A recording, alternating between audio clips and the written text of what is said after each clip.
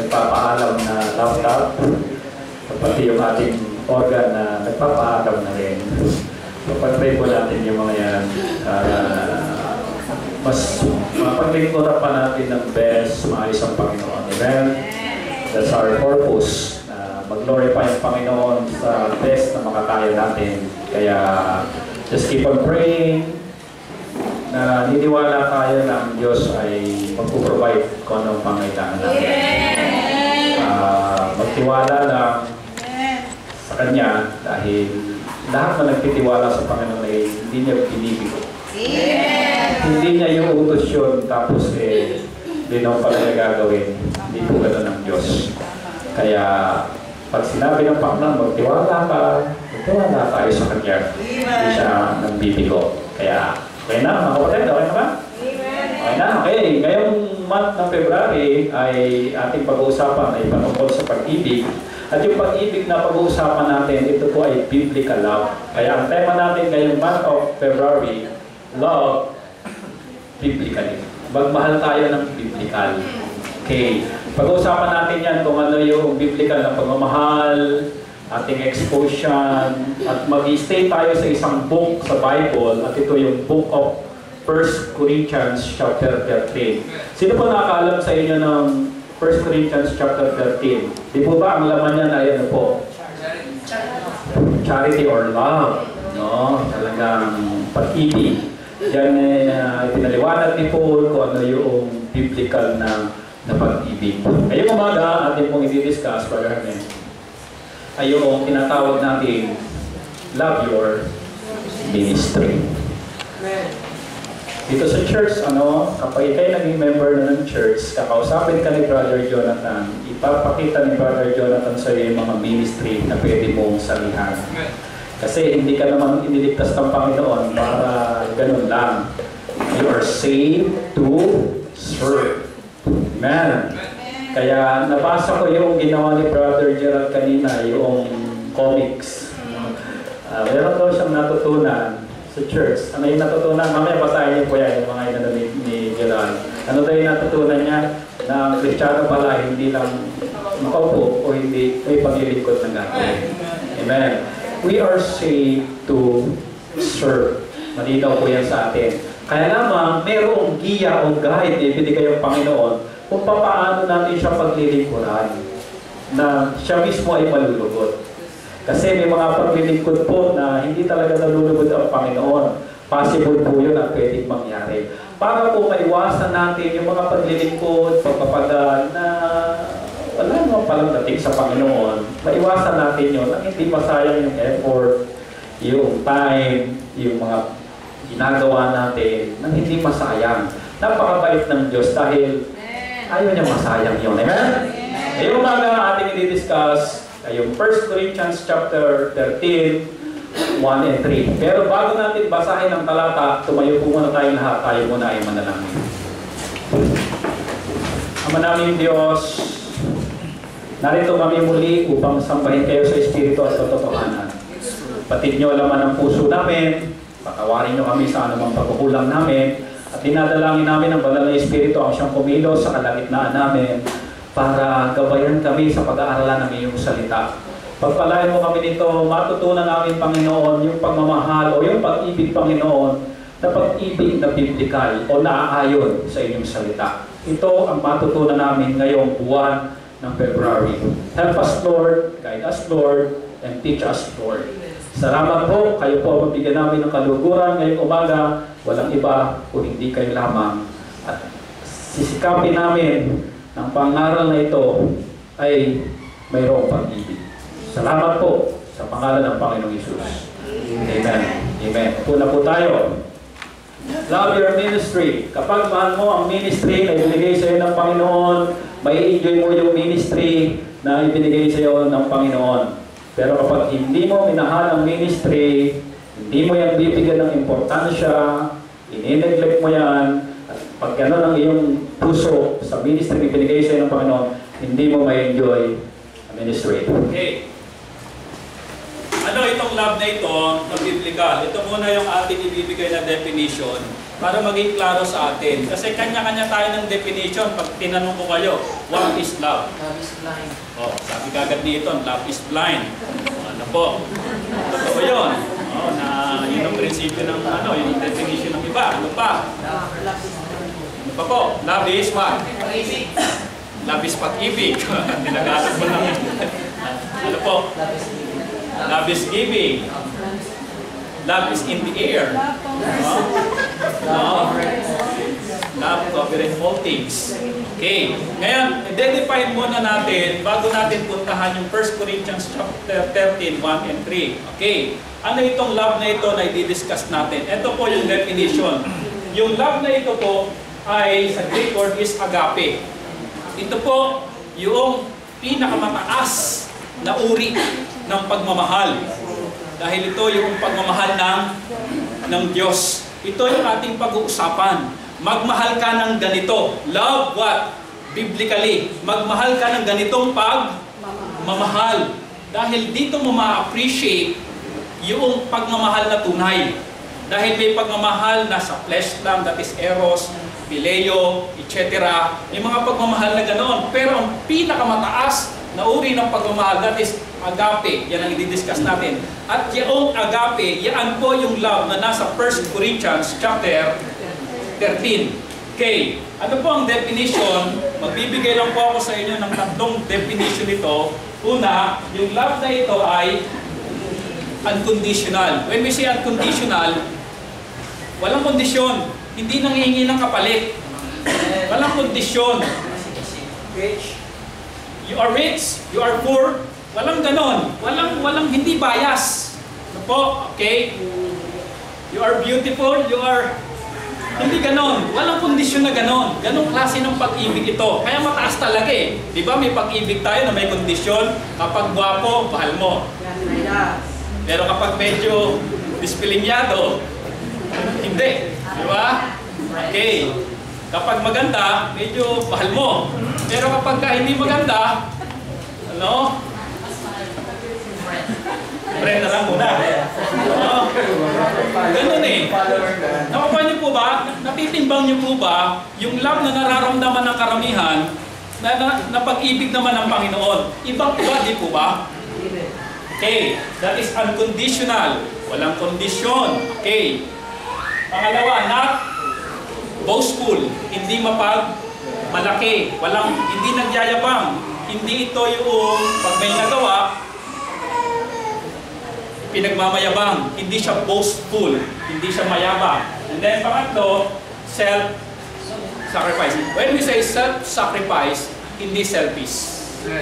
Hindi yung ako na lang lagi alalahanin mo, ako na lang dapat unawain mo, dapat iniintindi mo ko, dapat may time ka sa akin, etc. Again, ibang-iba sa pag-ibig na nararanasan ng marami. Kadalasang pag-ibig, hindi self-sacrifice, kundi ano po? Selfish. Kapag hindi mo ako ginito to, magsasabihin na, hindi mo ako mahal. No? Hindi mo ako next, hindi mo ako mahal. That is selfish. Di ba? At yung pag-ibig na ito, bihira ang nakakagawa. Kaya nga po pag-aaralan natin. Again, nasanay tayo doon sa kabilang pag-ibig. Na conditional, boastful, at selfish. Hindi marunong mag-sakripisyo. Okay. Church, last time, diniscuss natin ang Book of Philippi. Ang Book of Philippi is a positive book. Alam nyo ba ang 1 Corinthians? Dito naman natin matututunan, sulat ni Paul, kung paano itinumpak ni Paul sa sulat niya yung mga maling na kagawian para itama. More in review and correction sa Church of Corinth. Para maintindihan natin ito mga kapatid, tignan muna natin yung background ng libro. Kung ano ba meron sa Church of Corinth. Okay, sabihin nyo sa katabi, hanggang na ba? Malaman? Amen. Ano ba meron sa Church of Corinth? Okay, ito po meron sa Church of Corinth. Una, Ang Church of Corinth, ganito sila. For ye are yet carnal. For whereas there is among you, what? Envying, naiinggit, strife, awayan, and division, hati-hati, hindi nagkakasundo, are yet carnal and walk as men. Meaning to say, yung mga Kristiyano sa Church of Corinth, ano po ang sabi ni Paul? Hindi ba kayo mga ano po? Carnal? When we say carnal, yung prinsipyo ng sanlibutan, yung ginagawa mo. Yung prinsipyo mo, makasanlibutan pa rin. Kaya ang practice mo tuloy, makasanlibutan pa rin. Kaya kapag ang practice ay makasanlibutan, it will cause what? Inggitan? Alam niyo kapatid, ganito po yan eh. Kapag ikaw Kristiyano ngayon, makasanlibutan pa rin yung prinsipyo mo. Ayusin eh. Meron dyan pa rin inggit, meron pa rin pag-aaway, meron pa rin yung division, at hindi pagkakasundo. Why? Makasanlibutan pa din eh. At possible ba mga kapatid, Kristiyano ka na, pero makasanlibutan pa rin ang iyong gawa? Possible po, ginagawa ng Church of Corinth. Yun po sila. They are what? They are not controlled by the Holy Spirit. Kontrolado sila ng kanilang mga sarili. They are selfish. Self-motivated. Self-centered. Sarili. Namumuhay pa rin sila saan? Sa laman. Hindi sa kagustuhan ng Diyos. Mapupuna po natin yan. Pastor, bakit ganoon? Maiinggitin pa rin ako. Pag nakakita ako ng ganito sa kapwa ko, naiingit talaga ako. Parang sukat ko, ikamatay ang aking inggit. At pinupus ko yung asawa ko magtrabaho ng isip, punuhan mo pa, nang mapantayan natin sila. Because of that inggit. Are you listening? Are you listening? Are you listening? Na kapag may nakita ka na ganyan sa iyong kapitbahay, meron namang i-deliver na appliances, ikaw naman habang sila ay nagsasaya, ikaw may nalulungkot. That is what? Envy. Ano pa po mga kapatid? Yung laging nag-aaway, lagi na lang may World War III sa loob ng bagay, lagi na lang may pag-aawayan, ang laging gusto mang-away. Are you listening? Are you listening? Wala nang gusto kundi mga away. Kunting kibot mo lang mga away na. May ganyang tao, are you listening? Parang laging kinakawawa. Ako na lang, are you listening? Another thing is, what? Division. When we say division, ayaw makiisa. Kaya may division eh. Kung nagkakaisa, may division po ba? Kung merong hindi nakikiisa, magkakaroon ng what? Division. Are you listening? Kapag ganyan po yung pamumuhay natin, may problema tayo. Tayo po yung ano po? Karnal. Kasi sabi ni Paul eh, nung sinabi ni Paul, hindi ba kayo karnal? Eh kasi siguro ng mga Church of Corinth, ano ba yung karnal? Pag sinabi ko pong karnal, naiintindihan niyo po ba kagad? Ano ba yung karnal? Ang alam ko, karnaval. Yung alam ko yun. Ano, karnaval. Ayos hindi? Pero pag sinabing karnal, Pastor, ano ba yung karnal?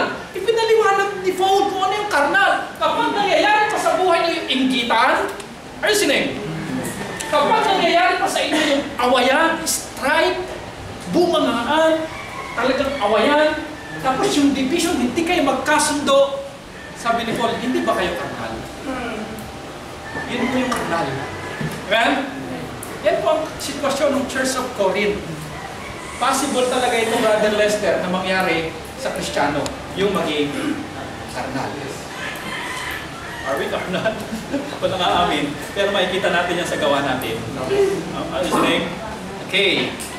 Yung ba mga kapatid, ito po eh. Kaya po laging may strife, ito po ang problema talaga eh. Hindi talaga lumalago yung kaisipan. Ang nakikita pa rin pangit sa kapwa pa rin. Hindi pa rin yung mabubuting bagay yung nakikita. Are you listening? Kaya sumasakit yung loob natin kasi still ang nakikita natin sa ating kapwa, yung mga pangit na bagay na ginagawa niya. Diba? Kaya laging may awayan, hindi magkasundo. Laging kapag nag-isip at nagtalo, naaalala lagi yung mga pangit na ginagawa ng kapwa. Kaya laging mayroong strife. And then division. And walk as men. We're not walking sa Espiritu. We walk as what? Men. Makalaman. Okay, another thing na meron sa Church of Corinth. Ito pa po. When you come together therefore into one place, this is not to eat the Lord's Supper. Nag-Lord's Supper po sila sa church mismo po ito Pag kayo'y pumunta sa church, sabi ni Paul, at mag-Lord's Supper, hindi kayo nag-Lord's Supper. Hindi Lord's Supper ang ginagawa ninyo. Bakit po? For in eating, everyone taketh before other his own supper. Kinakain nyo, yung hindi naman, para sa inyo. Meaning to say, kapag nag-Lord's Supper sila, inuubusan yung iba. At ano pa sabi ni Paul? And one is hungry, and another is drunken. Yung iba, sold na sold. Kinain lahat Yung iba, busog na busog. Yung iba naman, gutom. Yung iba, talagang lahat ng grape juice ininom, kaya drunken na. Gano'n na. Tapos yung iba, walang mainom. Ayusin eh. Just imagine mga kapatid, ang Lord's Supper po, ay bagay na banal. Tapos pupunta kayo doon. Hindi yun ang goal nyo. Kung hindi ang goal nyo mabusog at uminom ng maraming grape juice, ayusin eh, naku, di po ba problema? Ang laking problema mga kapatid ng Church of Corinth. Ang dapat ano po, itama. Ako church, kapag siguro ikaw ang pastor ng Church of Corinth, ito yung sinasabi ni Pastor Romeo, talaga duduguin ka sa sakit ng ulo. Ano po? Ang hirap po nilang magpastoran. Mahirap. Pangatlo,